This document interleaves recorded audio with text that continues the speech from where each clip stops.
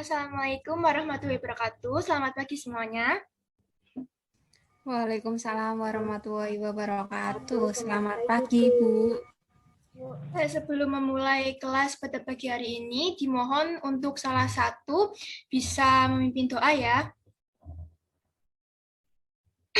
Baik, sebelum memulai pelajaran hari ini, alangkah baiknya kita berdoa terlebih dahulu. Berdoa dipersilahkan. Berdoa selesai. Baik, saya presensi terlebih dahulu ya. Mbak Fadila Julia Rosa hadir.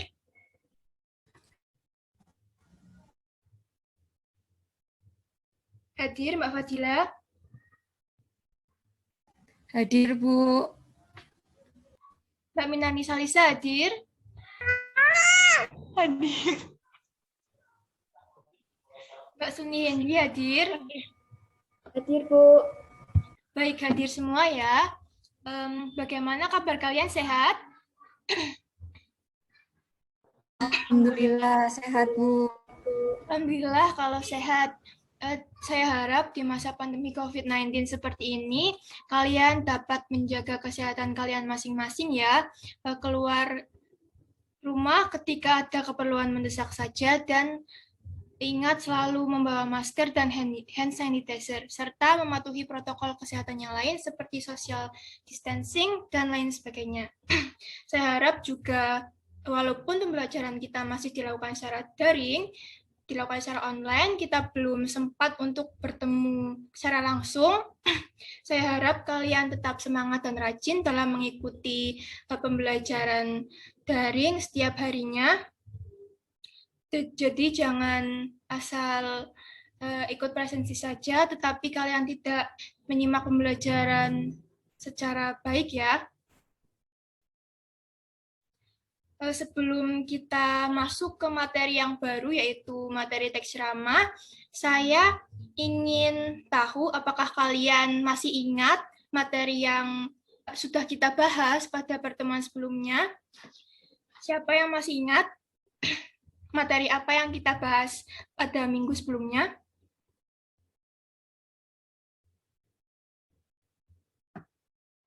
Ya, Mbak Lisa, raise hand. Materi apa, Mbak Lisa?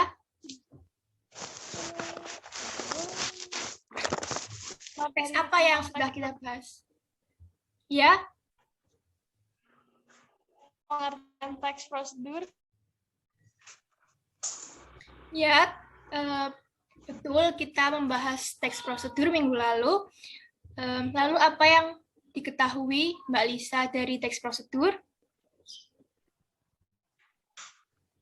Teks prosedur adalah jenis teks yang menggambarkan atau menjelaskan cara mencapai sesuatu melalui langkah-langkah atau tahap yang berurutan untuk mencapai tujuan.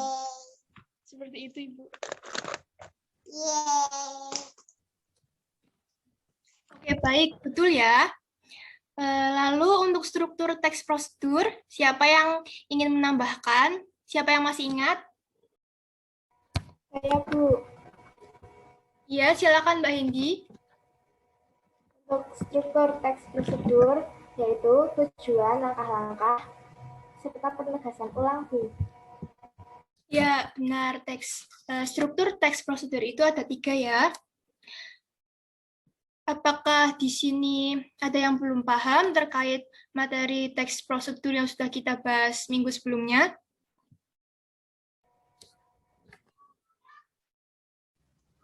Belum ada pertanyaan, Bu. Oke, jadi saya anggap kalian sudah mengerti ya dan paham terkait materi teks prosedur. Kalau tidak ada pertanyaan, saya akan share screen. Kita akan lanjut ke materi selanjutnya, yaitu teks ceramah.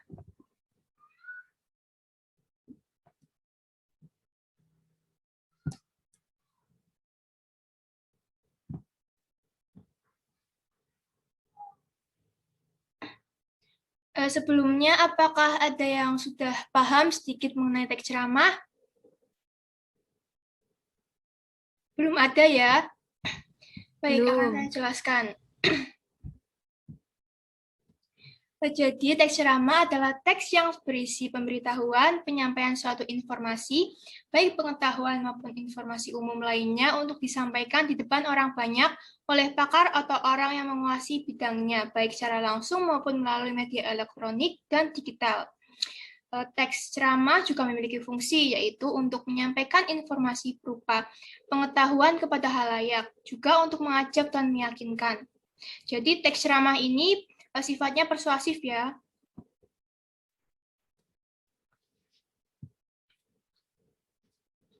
Selanjutnya yaitu struktur teks ceramah.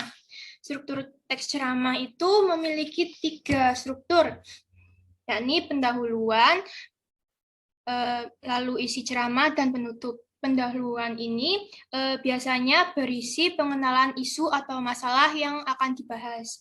Isi ceramah biasanya berisi rangkaian argumen atau pendapat. Dan penutup itu berupa simpulan dan salam penutup.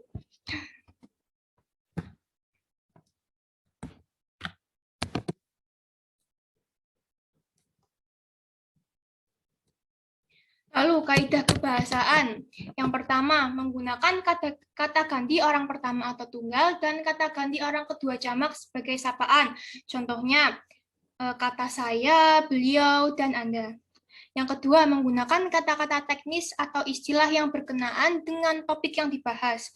Jadi, contohnya, ketika kalian membuat teks ceramah, lalu mengangkat topik atau tema, misalnya penebangan pohon secara liar, pasti pada bagian solusi atau pembahasan ada solusi berupa reboisasi, yaitu penanaman kembali. Nah, reboisasi ini itu termasuk kata-kata teknis.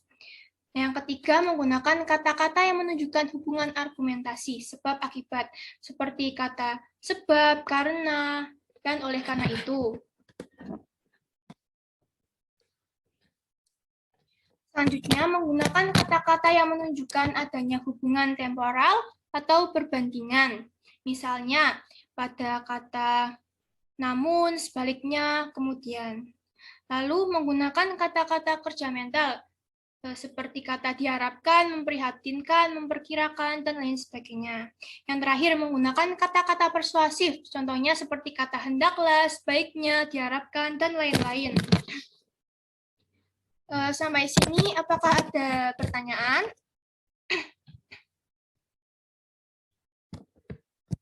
Mbak Hendy, apakah ada pertanyaan? Ada, Bu. Ya. Silakan Mbak Hendy jika ingin bertanya.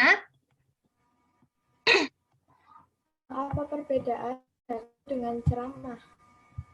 Oke, baik. Terima kasih Mbak Hendy atas pertanyaannya. Pertanyaannya tadi, apa perbedaan antara pidato dan ceramah ya? Oke, saya jelaskan. Jadi pidato itu biasanya topik pembicaraannya itu lebih umum dan lebih luas. Lalu kurang terdapat interaksi antara yang berpidato dan si pendengarnya.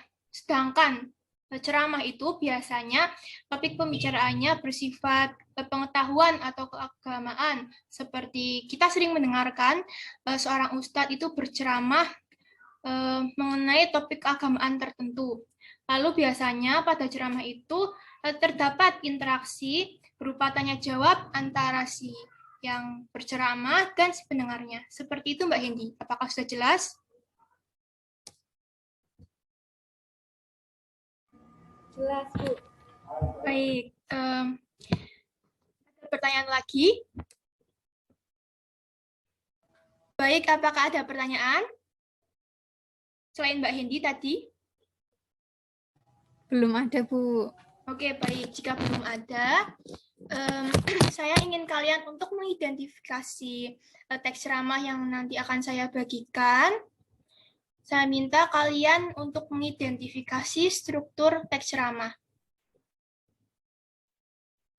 Tadi sudah saya jelaskan kan, teks ceramah ada 3 struktur.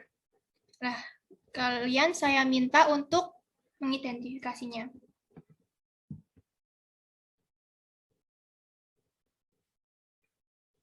Ini ada teks ceramah, judulnya pentingnya memperkaya literasi.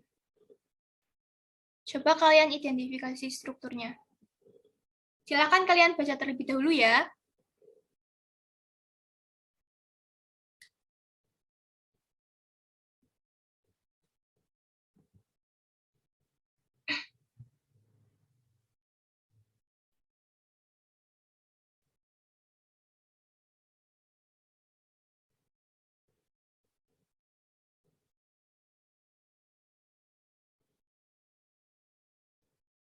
Baik, apakah sudah mengidentifikasinya?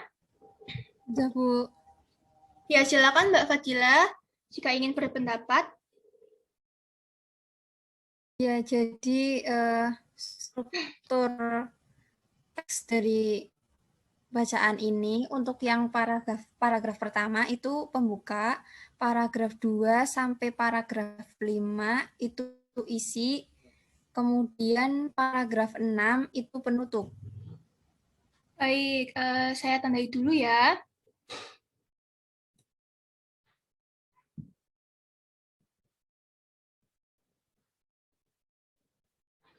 Jadi menurut Mbak Fadila, tadi teks ceramah ini bagian paragraf pertama itu berupa bagian pembuka ya. Lalu paragraf 2 sampai paragraf 5 itu bagian isi, dan yang ke-6 itu bagian penutup. Apakah ada pendapat lain? Mungkin selain Mbak Fadila? Tidak ada ya? Oke. Oke, betul ya. Menurut Mbak Fadila tadi bagian paragraf 1 itu berisi bagian pembuka, lalu paragraf 2 sampai 5 itu isi, dan paragraf terakhir penutup. Baik, apakah ada pertanyaan? Sudah paham? Paham. Baik, kelas pagi ini kita cukupkan ya. Terima kasih atas partisipasi kalian. Saya senang sekali kalian sudah berpartisipasi secara aktif. Untuk kedepannya saya mohon untuk kalian tetap mempertahankan dan meningkatkan partisipasi kalian untuk mengikuti kelas-kelas berikutnya. Saya ingatkan jangan sungkan apabila ada pertanyaan atau kalian bingung terkait materi tertentu, bisa chat pribadi saya lewat WhatsApp.